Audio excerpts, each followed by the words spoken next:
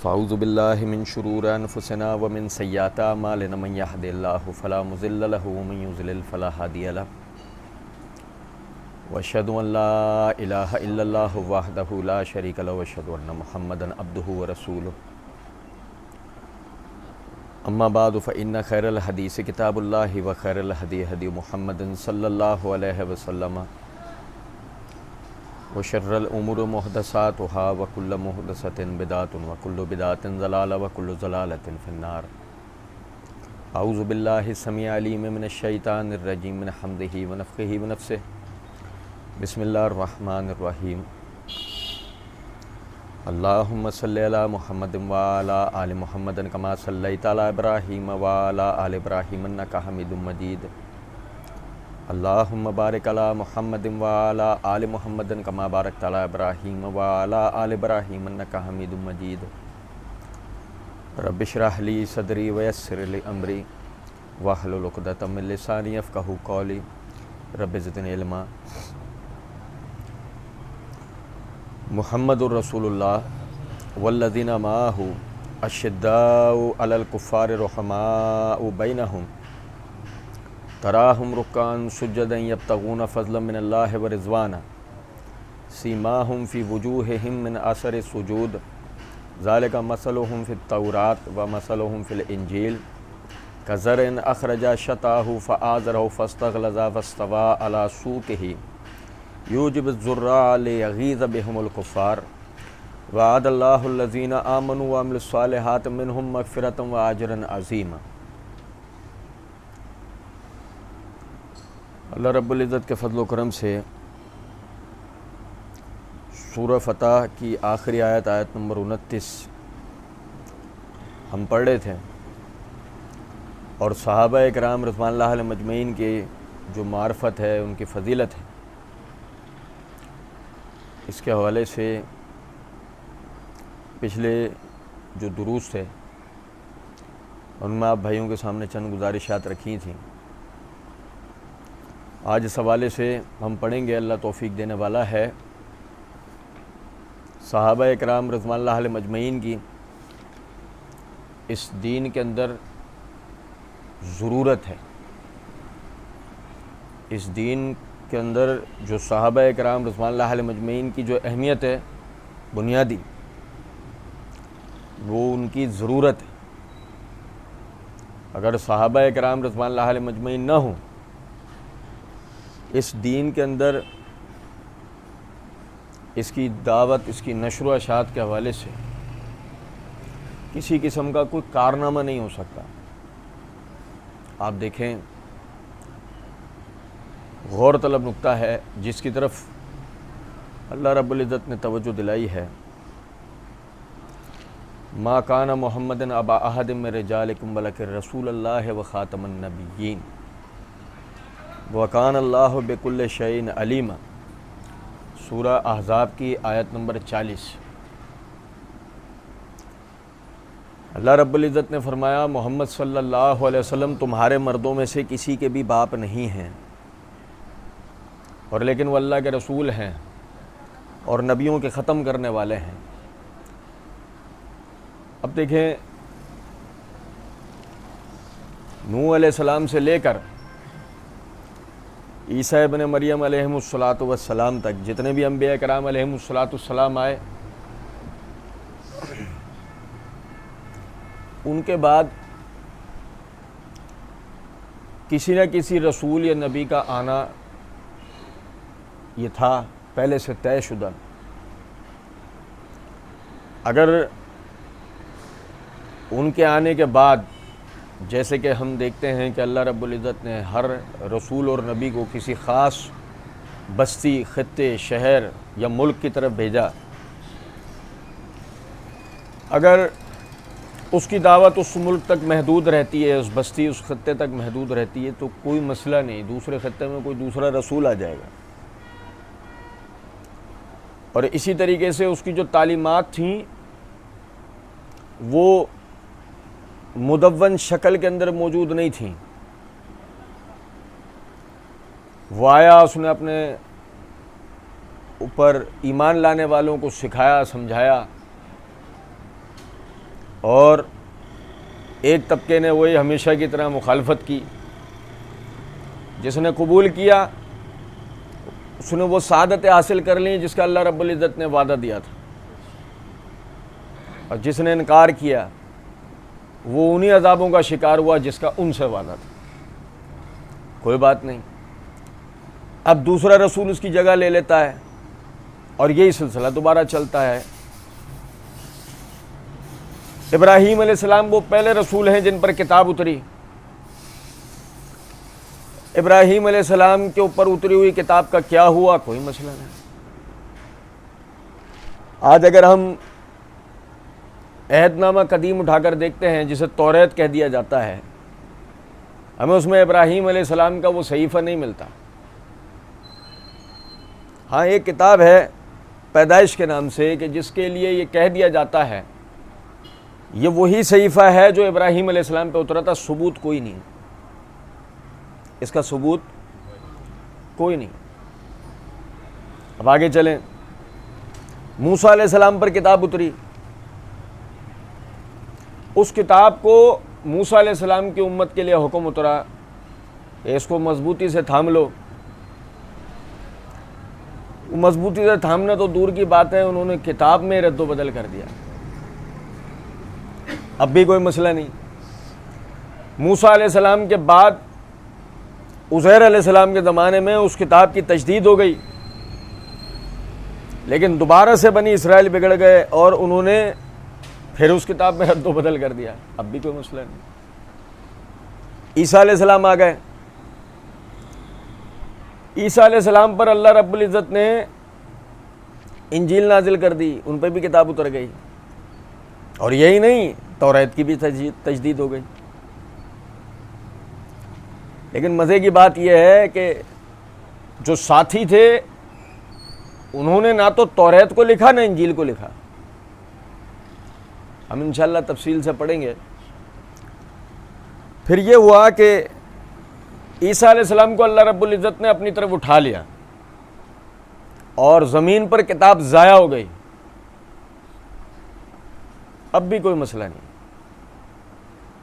اب محمد الرسول اللہ صلی اللہ علیہ وسلم اللہ رب العزت نے آپ کو مبعوث کیا اور اللہ رب العزت نے آپ کے اوپر بھی دین کو نازل کیا اور آپ پر کتاب اتاری.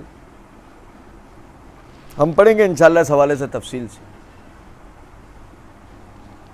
لیکن معاملہ یہ ہے کہ اب یہ نہیں ہوگا کہ کوئی اور رسول یا نبی آئے گا. ما کان محمد نبا احد من رجالکم ولکن رسول اللہ و خاتم النبی. محمد صلی اللہ علیہ وسلم اب آخری رسول اور نبی ہیں. اب اگر وہ آخری رسول اور نبی ہیں تو ایک اور بات, آپ عرب کے لیے رسول بن کر نہیں آئے کہ کوئی کہے کہ صرف عرب کے لیے رسول بن کر آئے, جیسے موسیٰ علیہ السلام وہ بنی اسرائیل کے لیے رسول بن کر آئے. ابراہیم علیہ السلام ہیں وہ حجاز سے لے کے شام تک کی پٹی میں رسول بن کر آئے. عیسیٰ علیہ السلام بنی اسرائیل کے لیے رسول بن کر آئے. لیکن نبی صلی اللہ علیہ وسلم کے لیے فرمایا قل انی رسول اللہ الیکم جمیعا. اے نبی صلی اللہ علیہ وسلم آپ فرمائیے میں تمام کی تمام انسانیت کے لیے رسول بنا کر بھیجا گیا ہوں. مگر وہ رسالت کی حیثیت کیا ہے کہ یہ آخری رسالت ہے, اس کے بعد اب کوئی رسول آنا نہیں ہے. اب معاملہ یہ ہے کہ جو پہلے کتابیں اتری, پہلے جو رسول اور نبی آئے, ان کے ساتھیوں نے ان کے خطے تک کے لیے, جس خطے کے لیے وہ رسول بن کر آئے, وہ دعوت کا کام کیا. کتاب باقی رہی نہ رہی, احکامات باقی رہے نہ رہے, نیا رسول آیا, کوئی مسئلہ نہیں, دوبارہ سے تربیت کا سلسلہ ہو گیا. لیکن نبی صلی اللہ علیہ وسلم کے بعد کو رسول اور نبی نہیں آئے گا, دوبارہ سے کوئی نئی یعنی تربیت کا سلسلہ نہیں ہوگا. آپ میری بات سمجھ رہے ہیں یا نہیں؟ غور کریں, بہت فائدہ مند بات ہے یہ. ہمارا مسئلہ یہ ہے, ہم سمجھ رہے ہیں کہ دین کربلا سے شروع ہو کے کربلا پہ ختم ہو رہا ہے. ہم سمجھیں, ہم سمجھ رہے ہیں دین نام ہے جمل اور صفین کے واقعات کا, تو بھائی میرے یہ سمجھو، ہم پتہ نہیں کون سی دنیا کے اندر رہتے ہیں. نبی صلی اللہ علیہ وسلم رسول بن کر آئے، آپ پہ دین اترا، عقائد نازل ہوئے آپ پر. تو بھائی میرے کیا اترا آپ پر؟ عقیدہ نہیں، عقیدہ نہیں، عقائد ہوئے آپ پر. اور آپ پر عبادت نازل نہیں ہوئی ہے، عبادات نازل ہوئی ہیں. تو ایک عبادت ہو تو بات سمجھ میں آتی ہے، عبادات اتری ہیں. پھر یہ صوفیت نہیں ہے کہ جو صرف عقیدہ اور عبادت کے گرد گھومتی ہو، یہ دین ہے. معیشت نازل ہوئی، معاشرت نازل ہوئی، خانگی امور نازل ہوئے، سیاست نازل ہوئی. او بھائی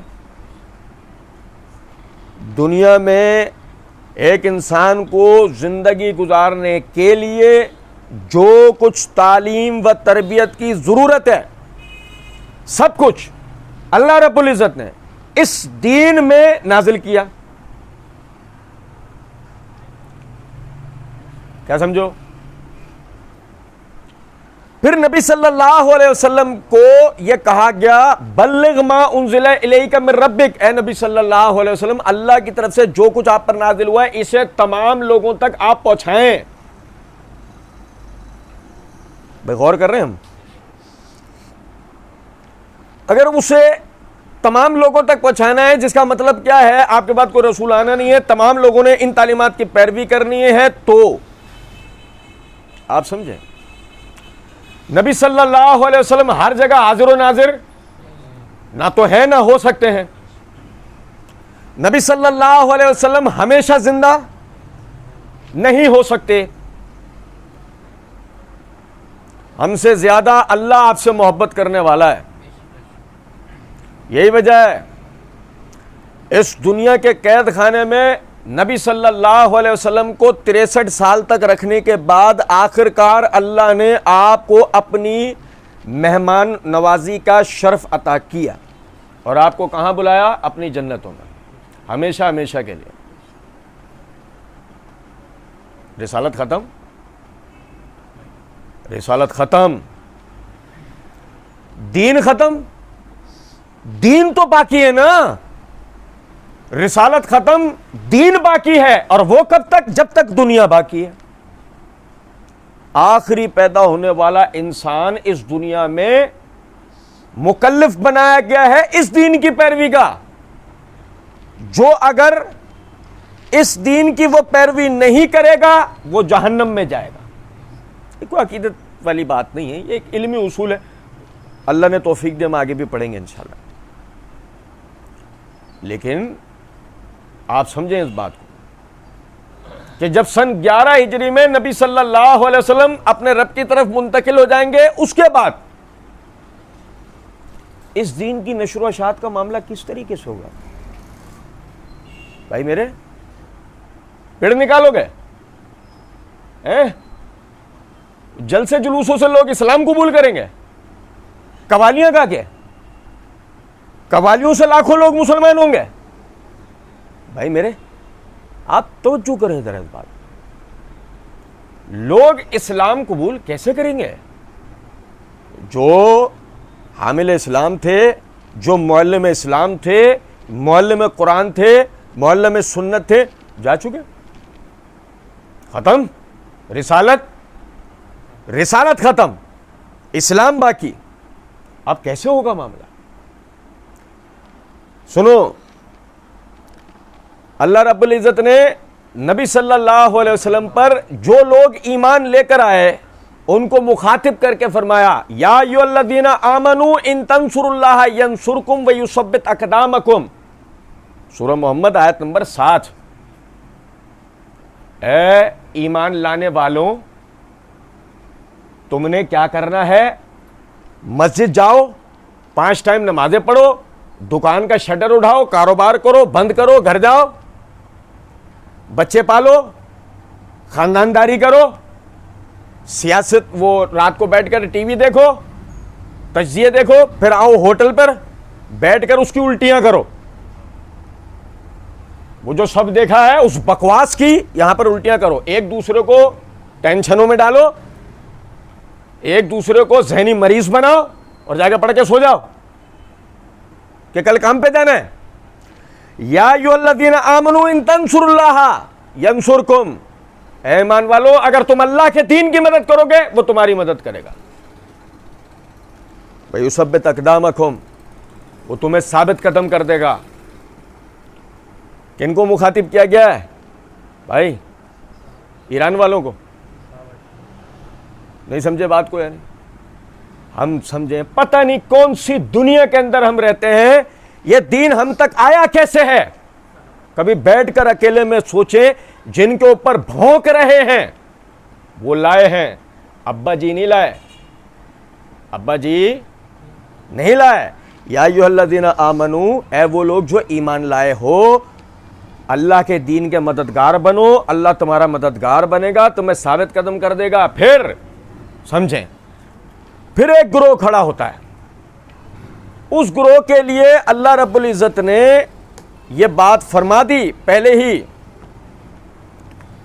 فرمایا فَإِنَّ حَسْبَكَ اللَّهُ، اے نبی صلی اللہ علیہ وسلم، کفر اپنی پوری آب و تاب کے ساتھ آپ کے خلاف، آپ کے دین کے خلاف، آپ کی دعوت کے خلاف کچھ بھی کر لے، فَإِنَّ حَسْبَكَ اللَّهُ، اللہ آپ کو اکیلا کافی ہے. وَالَّذِي، وہ کفایت ہے کس طرح کی؟ وَالَّذِي أَيَّدَكَ بِالنَّصْرِهِ، وہ اللہ جس نے اپنی مدد کے ساتھ آپ کو مضبوط کیا ہے، وَبِالْمُؤْمِنِينَ، اور مسلمانوں کے ساتھ. رسول اللہ صلی اللہ علیہ وسلم کی مدد اللہ نے کس طرح کی ہے؟ مومنین کی ایک جماعت آپ کو دی ہے. فرمایا وَالَّذِي أَيَّدَكَ بِالنَّصْرِهِ وَبِالْمُؤْمِنِينَ، سورہ انفال کی آیت نمبر 62.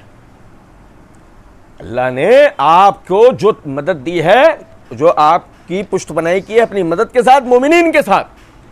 اس کا مطلب نبی صلی اللہ علیہ وسلم پر جو ایمان لانے والی جماعت ہے، جو ہم آیت پڑھ رہے ہیں، محمد الرسول اللہ والذین معہ، محمد صلی اللہ علیہ وسلم اللہ کے رسول ہیں اور جو آپ کے ساتھ ہیں، وہ جو آپ کے ساتھ ہیں وہ اصلاً آپ کے مددگار ہیں. فرمایا وَأَلَّفَ بَيْنَ قُلُوبِهِمْ، ہم نے دیکھو کام کیا مانگتا ہے، سنو ذرا بات. یہ کام آپ کرنا چاہتے ہو نا دین کا، یہ دین کا کام ہوتا ہے آپس میں مل کر، یہ دین کا کام ہوتا ہے آپس میں مل کر، یہ آپس میں گٹھ جوڑ بنا کر ہوتا ہے. یہ یعنی اجتماعی صورت میں ہوتا ہے، انفرادی صورت میں اس کے اثرات نہیں ہوتے جو اجتماعی صورت میں ہوتے ہیں. تو وہ جو ایک جماعت کھڑی کی گئی اس کے لیے فرمایا وَأَلَّفَ بَيْنَ قُلُوبِهِمْ، ہم نے ان کے دلوں میں ایک دوسرے کے لیے محبت ڈال دی. ناراض تو نہیں ہوں گے؟ لو انفقت ما فی الارض جمیعا ما الفت بین قلوبہم، آپ زمین کے تمام خزانے بھی لٹا دیتے، ان کے دلوں میں ایک دوسرے کے لیے محبت پیدا کر سکتے تھے. ولیکن اللہ الف بینہم، اللہ نے ان کے دلوں کے اندر محبت پیدا کی ہے. انہ عزیز حکیم، بے شک وہ تو سب پہ غلبہ رکھنے والا اور ساری حکمتوں والا ہے. کیا بات کہی اللہ نے. بھائی اللہ بتانا یہ چاہ رہا ہے، یہ جو جماعت کھڑی کی ہے، جماعت بھی اللہ نے کھڑی کی ہے. یہ جو جماعت بنا کے دی ہے اللہ نے بنا کے دی ہے. یہ ایمان لانے والے لوگ، یہ دیکھے دکھائے ایمان لائے ہوا ہے. ہم سنی ہیں، سن کے ایمان لائے ہیں. یہ سنے سنائے والے لوگ، یہ دیکھے دکھائے والے لوگ نہیں ہیں. یہ وہ لوگ ہیں کہ اللہ نے ایمانوں کو ان کے دلوں میں اتار دیا. انہوں نے نبی صلی اللہ علیہ وسلم پر ہونے والے معجزات دیکھے اپنی آنکھوں سے، انہوں نے اپنی آنکھوں سے قرآن اترتا دیکھا، انہوں نے اپنی آنکھوں سے فرشتوں کو نبی صلی اللہ علیہ وسلم کو آتا جاتا دیکھا، انہوں نے نبی صلی اللہ علیہ وسلم کی بشارات کو پورا ہوتے ہوئے دیکھا، انہوں نے جوک در جوک مسلمانوں کا اسلام قبول کرتے دیکھا. انہوں نے جو کچھ دیکھا ہے قیامت تک کوئی بھی دیکھ پائے گا. یہی وجہ ہے کوئی قیامت تک بھی ان کے درجے تک پہنچ پائے گا. بکواس ہزاروں کر لو، بکواس کے لیے تو تمہیں لولو مل گئی ہے نا 2 انچ والی, ہلاتے رہو بکواس کرتے رہو. کیا تاریخ سنا رہے اور اللہ کا قرآن سناؤ. پہلے تو اللہ کا قرآن سناؤ. وہ کیا کہہ رہا ہے؟ باقی تو جھوٹ سچ ہر جگہ مل جائے گا نا. اللہ کا قرآن اور محمد صلی اللہ علیہ وسلم کا صحیح سند سے فرمان, وہ تو ہر قسم کے جھوٹ شک شبے سے بالا تر ہے نا. ایسے ہی ہے. سنیں ذرا بات کو. کوئی کہے بھائی یہ کیا کہہ رہے ہو؟ حافظ ابن کثیر رحمۃ اللہ علیہ تفسیر میں اسی آیت کی تفسیر کرتے ہوئے فرماتے ہیں اللہ رب العزت نے اپنی ایک اعلیٰ نعمت کا ذکر فرمایا کہ مہاجرین و انصار سے صرف اپنے فضل سے, یعنی اللہ نے مہاجرین اور انصار کے ذریعے صرف اپنے فضل سے تیری تائید کی, انہیں تجھ پر ایمان لانے تیری اطاعت کرنے کی توفیق دی. انہیں تجھ پر ایمان لانے تیری اطاعت کرنے کی توفیق دی, تیری مدد تیری نصرت پر انہیں آمادہ کیا. تو پورے زمین کے خزانے بھی خرچ کر ڈالتا لیکن ان میں الفت و محبت پیدا نہ کر سکتا تھا جو اللہ تعالیٰ نے خود سے ان کے اندر کر دی.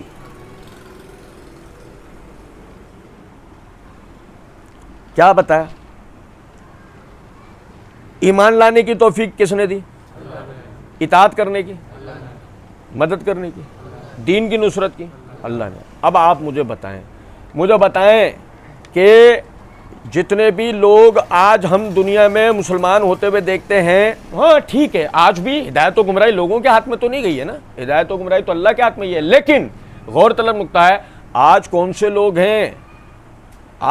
لوگ ہیں جو محمد صلی اللہ علیہ وسلم کے ساتھ بھوکا رہ کر مسلمان ہوئے؟ آج کون سے لوگ ہیں جو محمد صلی اللہ علیہ وسلم کے ساتھ ہجرتیں کر کے مسلمان ہوئے؟ آج کون سے لوگ ہیں جو محمد صلی اللہ علیہ وسلم کے ساتھ جہاد کر کے زخمی ہو کے شہید ہو کے جنتوں میں گئے ہیں؟ کون لوگ ہیں؟ ہمارے ہاں تو نماز پڑھوانا ہے, زکوٰۃ دلوانی ہے, حج کروانا ہے, کیا حلال کاروبار کر لیں تو ہمارے ہاں وہ اللہ کا ولی ہے. جو ہمارے ہاں حلال کاروبار کر لے اللہ کا ولی ہے. بھائی کہاں ملتے ہیں ایسے لوگ آج کل؟ سنو غور طلب بات. اللہ رب العزت نے فرمایا وَالَّذِي أَيَّدَكَ بِنَصْرِهِ وَبِالْمُؤْمِنِينَ, اللہ تعالیٰ نے اپنی تائید آپ کو دی ہے مومنین کی ذریعے مدد کر کے. اور سنیں ذرا بات کو, پھر وہ جو مومنین مدد کرنے والے ہیں ان کے لیے اللہ رب العزت نے کیا فرمایا؟ یار ہم ذرا غور کریں باتوں پر. اللہ رب العزت نے سورہ توبہ کے اندر آیت نمبر 111 اور 112 میں کیا فرمایا؟ ان اللہ اشترى من المؤمنین انفسهم واموالهم بان لهم الجنہ, بے شک اللہ تعالیٰ نے ان مومنین کے جان اور مال ان سے خرید لیے, ان سے بان لهم الجنہ, دنیاوی مال و اسباب دے دو, بدلے میں تمہارے لیے کیا ہے؟ جنت. یقاتلون فی سبیل اللہ فیقتلون ویقتلون, اللہ کے راستے میں جہاد کرتے ہیں, قتال کرتے ہیں, اس بیچ میں قتل کرتے ہیں کفار کو اور خود قتل ہو جاتے ہیں. وعدن علیہ حقا فی التوراۃ والانجیل والقرآن, یہ اللہ کا وہ وعدہ ہے حق جو توریت, انجیل اور قرآن تینوں کے اندر موجود ہے. تفصیل کا موقع نہیں ورنہ بھی آپ کو دکھاتا ہوں. اب دیکھیں غور طلب نکتہ ہے, اللہ رب العزت نے یہ جو مومنین کی جن کے ذریعے اللہ نے مدد دی ہے ان کے لیے کیا فرمایا کہ اللہ نے ان سے ان کے جان اور مال, ہمارا اللہ ماتم کر کے جنت میں جا رہا. سنو بھائی کیسی باتیں ہیں, کیا اللہ نے بتائی ہیں, کیا ہم نے یعنی گھڑ لی ہیں؟ جنت میں جانے والوں کے لیے اللہ نے بتایا کہ اللہ نے ان کے اموال, ان کی جانیں وہ لی ہیں, انہوں نے بیچ دی جنت کے بدلے میں اس دین کی خدمت میں, جب جا کر انہیں حاصل ہوئی کیا؟ جنت. اور اللہ کہتا ہے وَمَنْ أَوْفَ بِعَهْدِهِ مِنَ اللَّهِ فَاسْتَبْشِرُوا بِبَيْعِكُمُ الَّذِي بَايَعْتُمْ بِهِ. اللہ نے فرمایا اور اللہ سے زیادہ اپنے وعدے کو کون پورا کرنے والا ہے؟ اللہ سے زیادہ اپنے وعدے کو کون پورا کرنے والا ہے؟ پس تم اس سودے پر خوشیاں مناؤ جو تم نے سودا اللہ سے کیا ہے. وَذَلِكَ هُوَ الْفَوْزُ الْعَظِيمُ, یہ ہے سب سے بڑی کامیابی. فرمایا سنو توجہ سے, التائبون توبہ کرنے والے, العابدون عبادت کرنے والے, الحامدون اللہ کی تعریف کرنے والے، السائحون روزے رکھنے والے، الراکعون رکوع کرنے والے، الساجدون سجدے کرنے والے، الامرون بالمعروف نیکیوں کا حکم کرنے والے، والناہون عن المنکر اور برائیوں سے روکنے والے، والحافظون لحدود اللہ اللہ کے نظام کو قائم کرنے والے، اللہ کے نظام کو قائم کرنے والے، وبشر المؤمنین تو ان مومنین کے لیے خوشخبریاں ہیں۔ اچھا بتائیے ذرا مجھے، اللہ رب العزت نے جو صفات بیان کی ہیں کیا؟ التائبون، العابدون، الحامدون، السائحون، الراکعون، الساجدون، آمرون بالمعروف والناہون عن المنکر۔ مجھے بتائیے ذرا کیا صحابہ کرام پہ بھونکنے والوں میں آپ کو یہ صفات نظر آتی ہیں؟ صحابہ میں تو تھی نا، اللہ کا بتا رہا ہے۔ یہ آپ کو کوئی تاریخ کی کتاب، یہ وہ بتا رہا ہے جو عالم الغیب ہے، وہ تاریخیں لکھنے والے جو راویوں کی گواہی کے محتاج تھے، یہ وہ ان کی بات نہیں ہو رہی ہے، یہ کس کی بات ہو رہی ہے؟ جو کسی گواہی کا محتاج۔ وَكَانَ اللَّهُ عَلَيْكُمْ شَهِيدًا، اللہ ایک اکیلا تم پر گواہ کافی ہے، یہ اس کی بات ہو رہی ہے، یہ وہ بتا رہا ہے۔ اب وہ یہ جو مومنین تھے، سنو ذرا بات کو، ان مومنین کے بارے میں جو اللہ رب العزت نے بیان کیا اسے سنیں بھائی میرے، توجہ طلب بات۔ یہ میرے ہاتھ میں الاصحابہ ہے، حافظ ابن حجر رحمۃ اللہ علیہ اس کی یہ جلد نمبر 3 کے صفحہ نمبر 302 303 کے اندر ابو بکر صدیق رضی اللہ تعالیٰ عنہ کے بارے میں ایک بات بیان کرتا ہے، توجہ طلب بات۔ تمہارا والا وہ مرثیہ سن رہا ہے، تمہارا والا مرثیہ سن رہا ہے، تمہارا والا ماتم کر رہا ہے، بدلے کے اندر کوئی آدمی بھی مسلمان ہو رہا بلکہ مسلمان سے متنفر ہو رہا ہے، اسلام سے متنفر ہو رہا ہے۔ تمہارا والا سنو ذرا بات کو، کسی کو اس بات کی فکر نہیں ہوگی کہ ایک وقت میں اسلام لے آنے کے بعد پستی والے زوال والے مسلمان علاقوں کے اندر مسلمانوں کے ساتھ کیا گزر رہا ہے؟ کسی کو خیال ہے؟ نہیں، کسی کو بھی یہ خیال نہیں ہوگا۔ سنو ذرا توجہ طلب بات ہے، یہ جو اللہ نے کہا ہے نا کہ ہم نے مسلمانوں سے ان کے مال، ان کی جانیں یہ لے لی، خرید لی، انہوں نے بیچ دی۔ اللہ کہتا ہے، سنو، عروہ رحمۃ اللہ علیہ نے فرمایا جب سیدنا ابو بکر صدیق رضی اللہ تعالیٰ نے اسلام قبول کیا ان کے پاس 40,000 درہم تھے۔ کتنے؟ انہوں نے سارا مال اللہ کے راستے میں خرچ کر دیا، انہوں نے سارا مال اللہ کے راستے میں، حلیم کی دیگیں پکائی تھی انہوں نے۔ ہم باتوں کو سمجھیں، یقین کرو اللہ کی قسم، یہ واقعات بیان کرنے، یہ جب ہم سنتے نہیں سیکھتے ہیں، ہم غور نہیں کرتے وہ کرتے کیا ہیں، ہم کرتے کیا ہیں، وہ ایسے کیسے ہو گئے، ہم ایسے پستی میں کیوں ہیں، ہم کیونکہ ہم یہی نہیں غور کر رہے۔ ان کے عمل ہمارے عمل میں فرق ہے، ان کے عقیدے اور ہمارے، ہم ویسا عقیدہ ہی نہیں بناتے، ہم سیکھتے ہی نہیں، ہم ایسا عمل ہی نہیں کرتے۔ وہ اللہ کے راستے میں خرچ کر رہے ہیں، 40,000 درہم اہمیت رکھتے، سونے کے سکوں کی بات ہو رہی ہے، سونے کے سکوں کی بات ہو رہی ہے، انہوں نے اللہ کے راستے میں خرچ کر دیا۔ کیا ایسے 7 آدمیوں کو خرید کر آزاد کیا جنہیں قبول اسلام پر شدید اذیتیں اور تکلیفیں پہنچائی جا رہی تھیں۔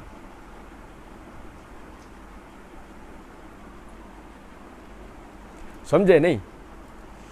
مولوی صاحب وہ عمل بتا دو جس کے کرنے سے میرے ابا کو صدقہ جاریہ ہو۔ او بھائی میرے، ہمارا والا کہہ رہا ہے مسجد بنوا دوں، مسجد، دیگے پکوا دوں، قرآن رکھوا دوں، قرآن نہیں سمجھو، مسکینوں کو کھانا کھلائے۔ سنو، ابو بکر رضی اللہ عنہ نے 40,000 درہم خرچ کیے کس پر ہے؟ ان لوگوں کو آزاد کروایا ہے جنہیں اسلام قبول کرنے کے جرم میں شدید اذیتیں اور تکلیفیں دی جا رہی تھیں، اور وہ کون ہیں؟ بلال۔ وہ کون ہیں؟ بلال، عامر بن فہیرہ، زنیرہ، نہدیہ اور ان کی بیٹی، بنی معمل کی ایک باندی اور ام عبیس رضی اللہ عنہم و اجمعین۔ علامہ دنیاوری نے المجالس میں اسمعی کی سند سے روایت نقل کی ہے کہ آپ رضی اللہ تعالیٰ عنہ نے 7 آدمیوں کو آزاد کیا، پھر انہیں ذکر کیا، لیکن یوں کہا ام عبیس اور ابن عمر بن معمل کی ایک خادمہ۔ سنو ذرا بات کو، اسامہ بن زید کی سند سے روایت ہے، وہ کہتے ہیں کہ ابو بکر رضی اللہ عنہ مشہور تاجر تھے، کسی مزار کے مجاور، گدی نشین، پیر صاحب، باتوں میں بڑا فرق ہے۔ اس امت کا سب سے بڑا، سب سے پہلا، سب سے بڑا اللہ کا ولی، سارے کے سارے ولی مل جائیں نا، اکٹھے ہو جائیں، وہ جن کو ہم نے ولی ہونے کی سندیں بانٹی ہوئی ہیں، وہ بھی سب اکٹھے ہو جائیں نا، اس آدمی کے پیروں کی دھول کو نہیں پہنچ سکتے۔ ہے کون؟ Business man. ہے کون؟ ڈوب کے مرنے کا مقام ہے، بھیک مانگ کر پل رہے ہیں، بھائی میرے کام کرو۔ کہا ابو بکر رضی اللہ عنہ مشہور تاجر تھے۔ جب حضور نبی کریم صلی اللہ علیہ وسلم کو نبی بنا کر بھیجا گیا تو آپ رضی اللہ تعالیٰ عنہ کے پاس 40,000 دراہم تھے، انہی دراہم سے غلاموں کو خرید کر آزاد کرتے اور مسلمانوں کے اخراجات برداشت کرتے۔ مسلمانوں کے اخراجات سمجھ رہے ہیں بات کیوں نہیں؟ جو بیچارے نئے نئے مسلمان ہو رہے ہیں، ان کی فلاح و بہبود کی، ان کی ترقی کے لیے کام کر رہے ہیں، ابو بکر رضی اللہ عنہ۔